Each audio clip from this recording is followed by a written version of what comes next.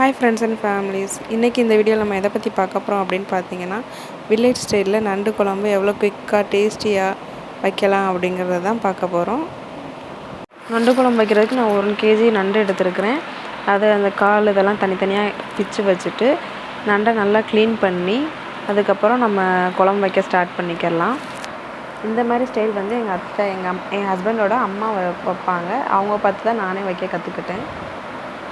First கொஞ்சமாக புளி தண்ணி கரைச்சி வச்சுருக்கிறேன். ஒரு மீடியம் சைஸ் தக்காளி, கொஞ்சம் சின்ன வெங்காயம், 3 பச்சை மிளகாய், மிளகாய் பொடி, மல்லிப்பொடி, மிளகு பொடி, வெந்தயம், கொஞ்சம் நிறையாவே வெள்ளைப்பூண்டு, தேவையான அளவு உப்பு, அவ்வளோதான். ஒரு பாத்திரத்தில் நான் கரைச்சி வச்சுருக்க புளி தண்ணியை சேர்த்துக்கிறேன். அதுக்கப்புறம் கட் பண்ணி வச்சுருக்க தக்காளியவும் ஆட் பண்ணிக்கிறேன். அதுக்கப்புறம் மல்லித்தூள், மிளகுத்தூள், மிளகாய்த்தூள், தேவையான அளவு உப்பு ஆட் பண்ணி அதை நல்லா கரைச்சி வச்சுக்கிறேன்.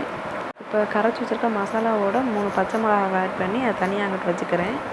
அதுக்கப்புறம் நம்ம இப்போ ஸ்டவ் ஆன் பண்ணி அதுக்கு மேலே ஒரு பாத்திரம் வச்சுக்கிறேன்.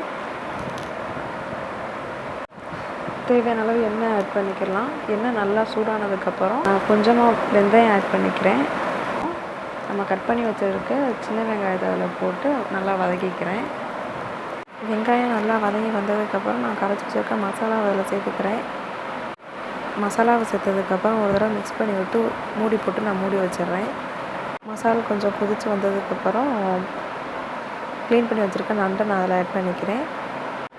நண்டை ஆட் பண்ணி கொஞ்சம் நேரம் கழித்து இடித்து வச்சுருக்கிற வெள்ளைப்பூடு அதில் சேர்த்துக்கிறேன். வெள்ளைப்பூடு சேர்த்ததுக்கப்புறம் கொத்தமல்லி எடுத்து நான் அது மேலே எல்லாத்தையும் போட்டுக்கிறேன். கொத்தமல்லி இலையை சேர்த்ததுக்கப்புறம் அதை ஒரு தடவை நல்லா கலந்து விட்டுக்கிறேன். அதுக்கப்புறம் ஒரு மூடி போட்டு மூடி வச்சுக்கிறேன். நண்டு எல்லாமே நல்லா வேகட்டும். வெந்து வந்ததுக்கப்புறம் எப்படி இருக்குன்னு பார்க்கலாம். மூடி போட்டு மூடி வச்சதுக்கப்புறம் குழம்பு நல்லா கொதிச்சிருச்சு. நண்டு எல்லாமே நல்லா வெந்திருக்குது. ஸ்மெல்லும் நல்லா இருக்குது. எங்கள் அத்தை வைக்கிற மாதிரி நண்டு குழம்பு வச்சா அது ரொம்ப ஈஸி. இந்த மாதிரி ஈஸி மெத்தடில் நீங்களும் ட்ரை பண்ணி பாருங்கள். இப்போ நம்மளுடைய நண்டு குழம்பு ரெடி ஆயிருச்சு. இந்த வீடியோ உங்களுக்கு பிடிச்சிருந்தா லைக் பண்ணுங்கள், ஷேர் பண்ணுங்கள், கமெண்ட் பண்ணுங்கள் அண்ட் சப்ஸ்கிரைப் பண்ணுங்கள். தேங்க்ஸ் ஃபார் வாட்சிங்.